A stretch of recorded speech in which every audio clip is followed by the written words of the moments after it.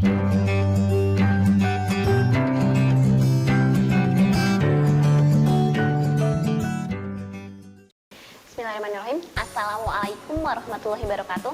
Kembali lagi dengan saya, Ulfa Hoyunisa, dalam mata pelajaran Sejarah Indonesia kelas 12. Nah, kali ini kita akan masuk di bab 3, yaitu tentang dinamika politik ekonomi Indonesia masa demokrasi terpimpin, yaitu sekitar tahun 1959 sampai 1965. Adapun yang akan dibahas di sini yaitu terkait dinamika politiknya dan dinamika ekonominya.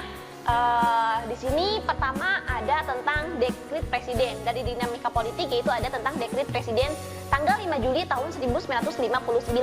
Nah, adapun latar belakangnya, yang pertama itu adanya konsepsi presiden tahun 1957. Lalu yang kedua itu adanya kegagalan dari Dewan Konstituante dalam membentuk Undang-Undang Dasar.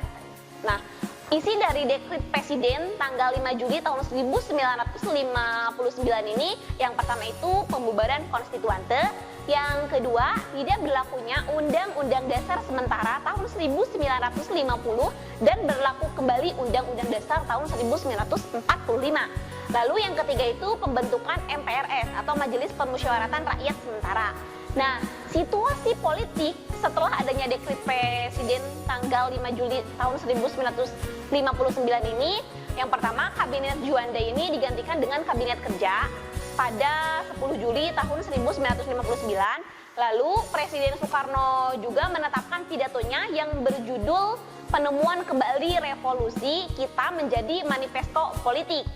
Nah, selanjutnya ada tentang peta kekuatan politik nasional. Nah, di sini Presiden Soekarno ini menyampaikan 5 gagasan yang disebut dengan USDEK. Nah, gagasan tersebut ini dikenal dengan istilah Manifol USDEK nantinya. Nah, dalam perkembangannya Manifol USDEK ini ditetapkan sebagai ideologi resmi dan haluan negara. Adapun USDEK ini kepanjangan dari U-nya adalah Undang-Undang Dasar tahun 1945, lalu S-nya adalah Sosialisme Indonesia, D-nya ini adalah Demokrasi Terpimpin, E-nya adalah Ekonomi Terpimpin, dan K-nya adalah Kepribadian Bangsa. Nah, selanjutnya peranan dari Presiden Soekarno pada demokrasi terpimpin. Nah, kan namanya juga demokrasi terpimpin, otomatis ini akan dipusatkan pada satu pemimpin gitu. Dan di sini Presiden Soekarno ini merupakan pusat kekuasaan pada masa demokrasi terpimpin.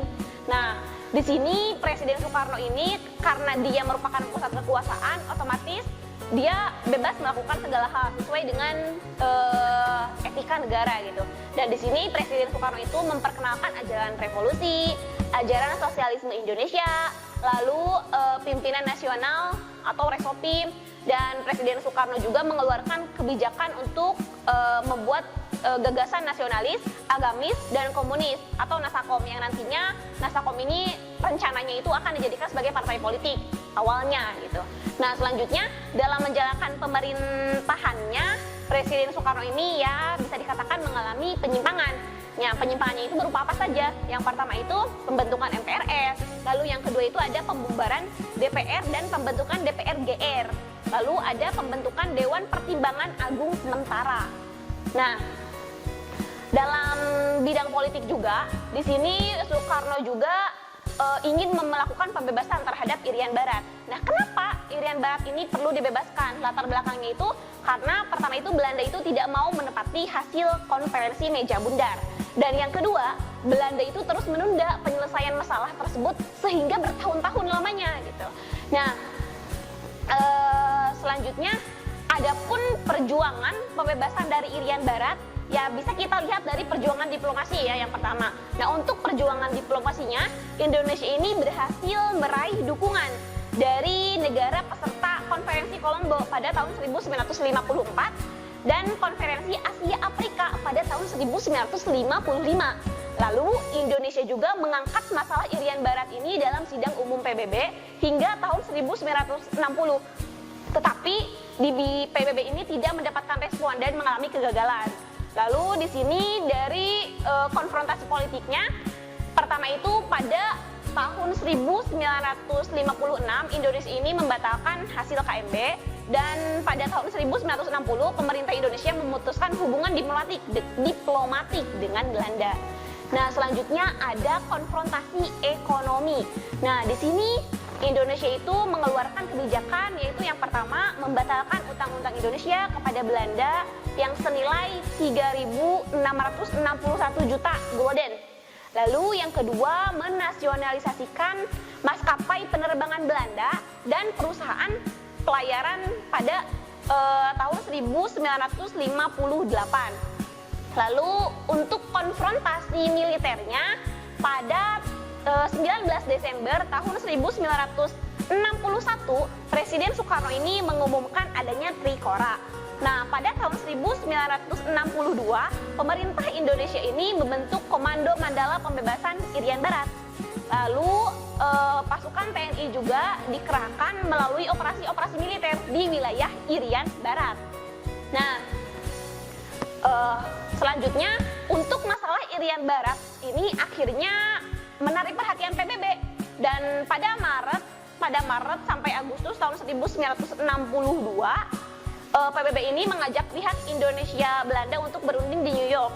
Nah, dalam perundingan di New York Belanda ini setuju untuk menyerahkan wilayah Irian Barat kepada United Nations Temporary Executive Authority atau UNTA pada 1 Oktober 1962. Nah, selanjutnya pada tanggal 1 Mei 1963, UNTA ini menyerahkan Irian Barat kepada pemerintahan Republik Indonesia. Lalu pemerintahan Republik Indonesia ini wajib menyelenggarakan penentuan pendapat rakyat atau PPRA untuk wilayah Irian Barat sendiri gitu. Nah, untuk PPRA sendiri dilaksanakan pada tanggal 14 Juli sampai 4 Agustus tahun 1969. Lalu dari hasil PPRA ini menghasilkan bahwa Irian Barat ini akan bergabung menjadi bagian dari Republik Indonesia. Nah, selanjutnya ada konfrontasi dengan Malaysia gitu di bidang politiknya juga. Nah, pada tanggal 27 Mei 1961, Tengku Abdul Rahman ini mencetuskan gagasan pembentukan Federasi Malaysia. Nah, di sini Presiden Soekarno ini menganggap pembentukan Federasi Malaysia ini merupakan proyek neokolonialisme Inggris yang membahayakan negara-negara neko.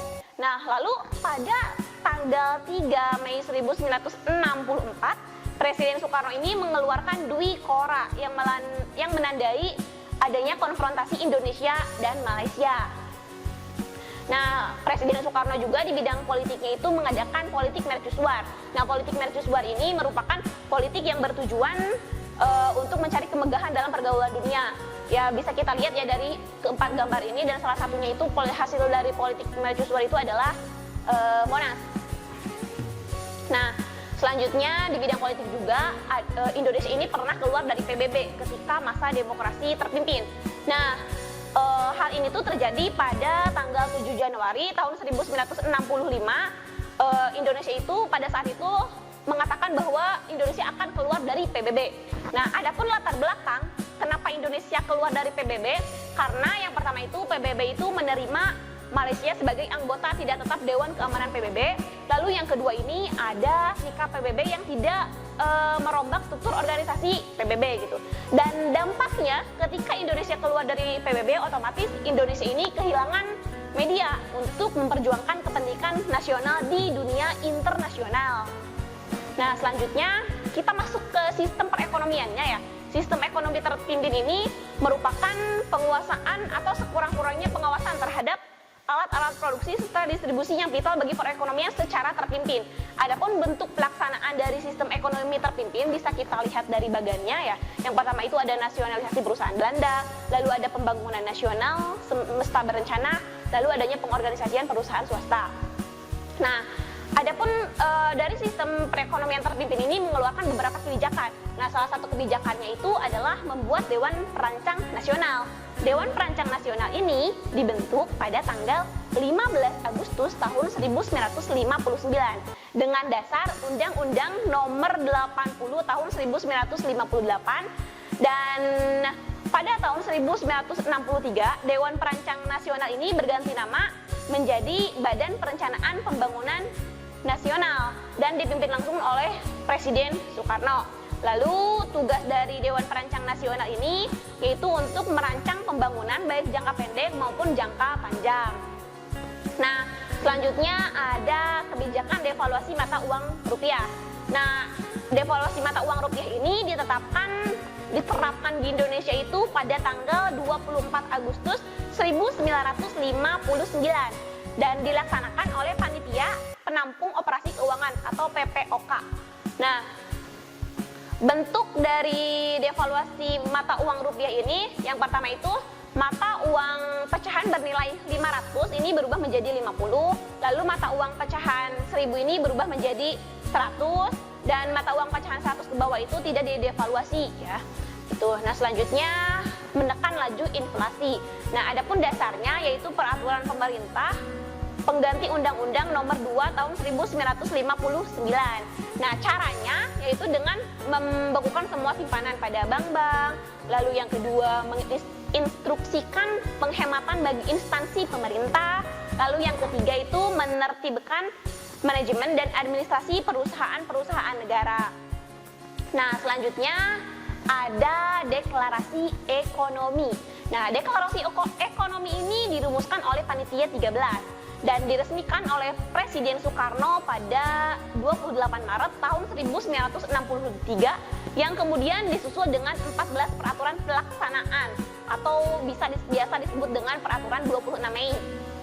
Nah, prioritas dari deklarasi ekonomi itu yang pertama itu mendorong usaha swasta, yang kedua itu memperbesar produksi perolehan devisa, lalu yang ketiga itu memberikan intensif kepada pihak penguasa swasta yang berhasil menarik nilai ekspor dan impor.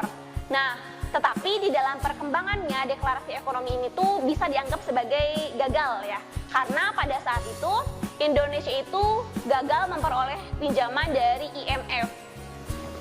Nah, oke, untuk tentang demokrasi terpimpin dicukupkan sekian. Wabillahi taufiq wal hidayah. Wassalamualaikum warahmatullahi wabarakatuh. Kunjungi sosial media lainnya seperti website kami di pkbmalfata.com, Facebook PKB Malfata Mananjaya, Instagram PKB Malfata Official.